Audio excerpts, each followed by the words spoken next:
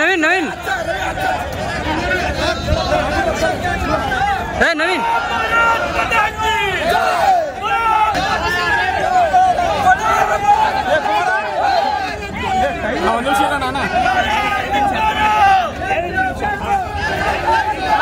ಒಂದು ಕಣ್ಣಲ್ಲಿ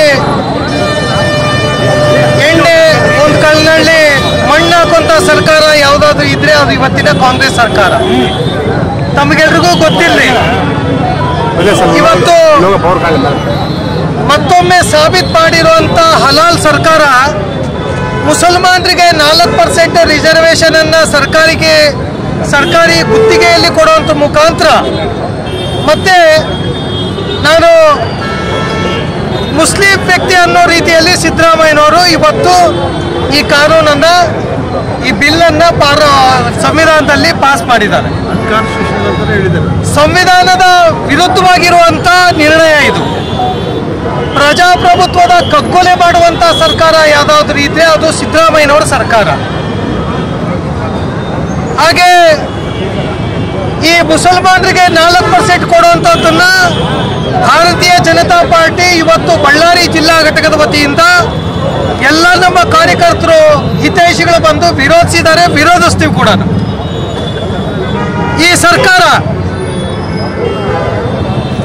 ಯಾವ ಅಸೆಂಬ್ಲಿಯಲ್ಲಿ ಈ ಕಾಯ್ದೆಯನ್ನ ವಿರೋಧಿಸ್ತಾ ಇದ್ರೆ, ಪ್ರಜಾಪ್ರಭುತ್ವದ ವ್ಯವಸ್ಥೆಯಲ್ಲಿ ವಿರೋಧಿಸ್ತಾ ಇದ್ರೆ, ನಮ್ಮ 18 ಜನ ಬಿಜೆಪಿ ಶಾಸಕರನ್ನ ಅಮಾನತು ಮಾಡಿರುವಂತ ಸರ್ಕಾರ ಇದು.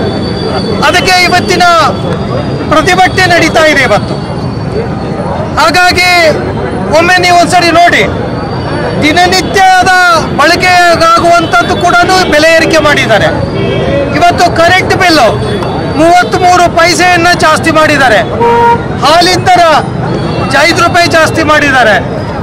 KSRTC ಬಸ್ಸಿನ ದರ ಜಾಸ್ತಿ ಮಾಡಿದ್ದಾರೆ. ಪಾಣಿ ತಗೊಂಡಿದ್ದಾರೆ. ಪಾಣಿಯನ್ನ ರೈತರು ತಗೊಳ್ಬೇಕು ಅಂತ ಹೇಳಿದ್ರೆ ಹಣವನ್ನ ಜಾಸ್ತಿ ಮಾಡಿದ್ದಾರೆ. ಎಲ್ಲವೂ ಕೂಡ ನೀರಿನ ಕರ, ಕರೆಂಟಿನ ಕರ, ಎಲ್ಲದೂ ಕೂಡ, ಸ್ಟ್ಯಾಂಪ್ ಡ್ಯೂಟಿ ಎಲ್ಲವನ್ನೂ ಕೂಡ ಈ ರೀತಿಯಾಗಿ ಜಾಸ್ತಿ ಮಾಡ್ತಾ ಇರುವಂತದ್ದು ಇದು ಕಾಂಗ್ರೆಸ್ಸಿನ ಒಂದು ನೀಚ ಬುದ್ಧಿ ಏನಂತ ಹೇಳಿ ಸಿದ್ದರಾಮಯ್ಯ ಸರ್ಕಾರ ತೋರಿಸಿದೆ.